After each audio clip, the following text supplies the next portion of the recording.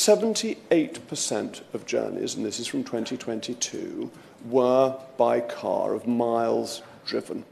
And that we are, however much we wish to pretend otherwise, a society, a nation, an economy that is based on the internal combustion engine. That is where, as my right honourable friend from Chipping Barnet said, where our economic activity comes from. It's how people get to their jobs, it's how people take their children to school. And we have to make a choice as a government and as local councils as to what approach do we take to politics. Do we really think that we should be telling people how to lead their lives, tell them what's good for them and make them do it? Of course I'll give way to the Honourable Lady. Is saying, and I don't know his seat well, but he has described it as being a donut of effectively countryside around Bath.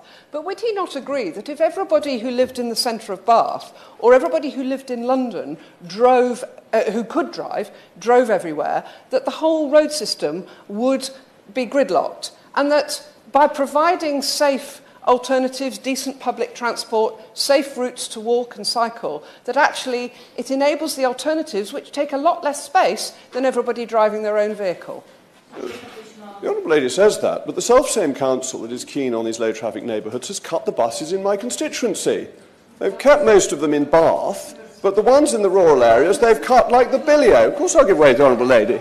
And this is, of course, the Wrecker Mayor who's cut the buses in Bath, and we, as local council, have made many I'm not the local council, but my councils have made many representations.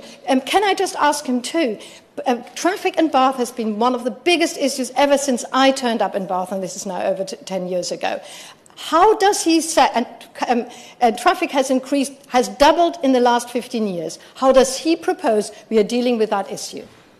The Honourable Lady asks me that question because before the Lib Dems took charge of the Bath North East Somerset Council, I was working with the previous council on the Bath bypass, which would have been the most sensible thing to do to join the A36 and the A46. But in accordance with this whole LTN anti-motorist approach, as soon as the Lib Dems got in, they didn't want the bypass. Why? Because they hate the motorist.